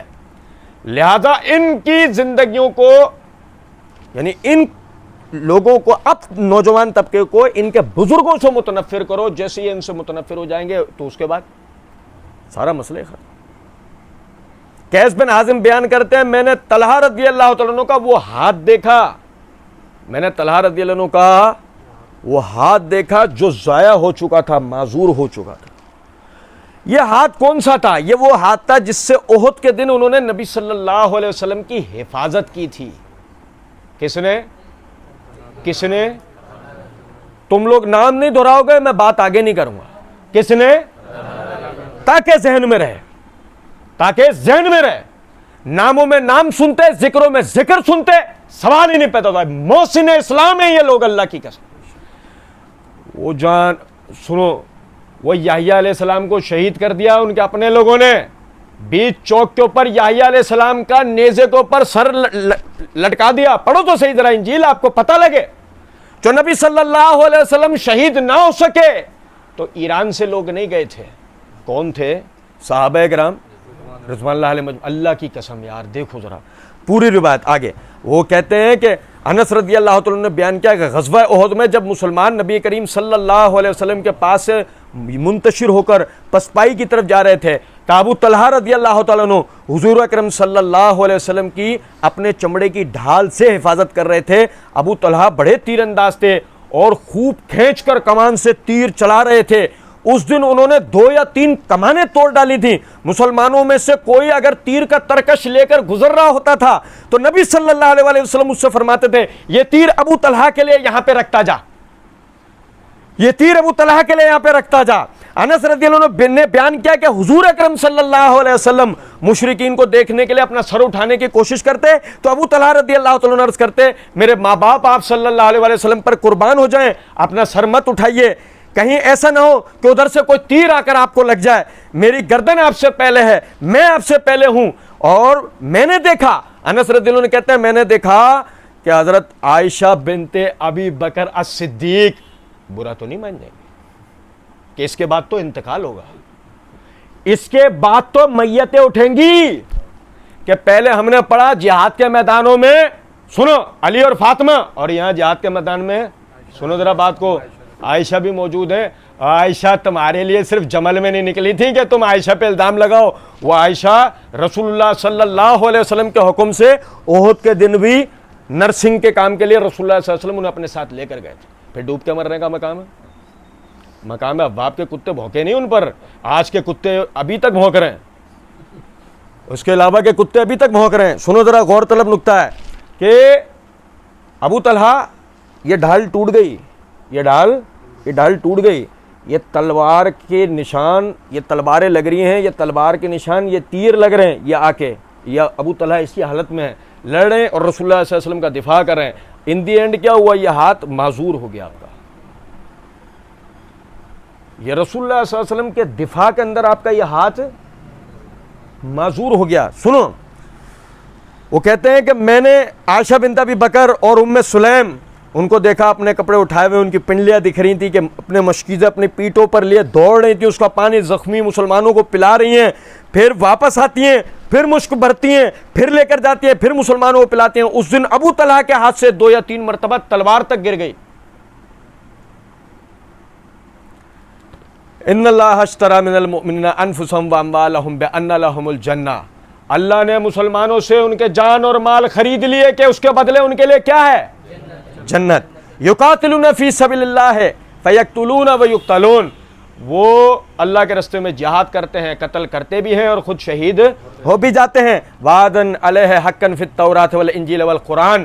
اللہ کا وہ وعدہ سچا ہوا جو تورات، انجیل اور قرآن میں تھا کہ رسول اللہ صلی اللہ علیہ وسلم کے ساتھ ایک ایسی جماعت کے ذریعے تائید دے گا جس کے ذریعے اسلام پوری دنیا کے اندر پھیلے گا. اور میرے بھائی آپ اس بات کو سمجھ لو، آپ تک اسلام آیا ہے تو صحابہ کرام رضوان اللہ علیہ مجمعین کی قربانیوں کی وجہ سے آیا. نہ وہ مقدس جماعت کھڑی ہوتی، نہ اسلام کی نشر و اشاعت کی یہ محنت ہوتی، نبوت کا سلسلہ ختم ہو گیا. یقین کرے لوگوں کو امام بھی گھڑنا پڑے تو اسی وجہ سے گھڑنا پڑے کہ توجہ صحابہ کرام رضوان اللہ علیہ مجمعین کی طرف کسی طرح چلی نہ جائے. یہ امام بھی گھڑے گئے ہیں تو اس لیے گھڑے گئے. آج آپ اس بات کو سمجھ لیں, صحابہ, تابعین, تبع تابعین, اہل بیت, ائمہ اہل بیت, اس امت کے جتنے بھی بزرگ ہیں, رسول اللہ صلی اللہ علیہ وسلم کے خاندان سے تعلق رکھنے والے, آپ کے خاندان کے علاوہ دیگر آپ کے ساتھیوں میں سے, سارے ہی اس امت کے بزرگوں میں سے قابل احترام, قابل صد احترام, لائق تحسین اور ہمارے سروں کے تاج ہیں. لیکن پروپیگنڈے کو سمجھیں کہ آپ کو 4, 3, 1, 5 یا 12 یہ دکھائے جائیں اور بقیہ کا ذکر آپ سے فراموش کروا دیا جائے. اس پروپیگنڈے کو سمجھو, وہ چاہتے نہیں ہیں کہ تم کسی طریقے سے اپنے بزرگوں کی پوری جماعت تک پہنچ جاؤ, تمہیں سارے صحابہ, سارے تابعین, سارے تبع تابعین کا نہ پتہ لگ جائے. کیونکہ ذرا سمجھو بات کو, تمہیں لینن کو سمجھانا ہے, تمہیں ہیلن کیلر کو سمجھانا ہے, تمہیں ابراہم لنکن کو سمجھانا ہے, تمہیں ہر اس کردار کو سمجھانا ہے جس سے تمہارے اندر کمیونزم, سیکولرزم, فیمنزم, لبرلزم آئے. خدا نہ خواستہ کہیں تمہارے اندر اسلام نہ آ جائے. ساری بات اسی کے اوپر ہو رہی ہے. بقیہ انشاءاللہ ہم اگلے درس میں یہیں سے کنٹینیو کریں گے. وما علینا الا البلاغ.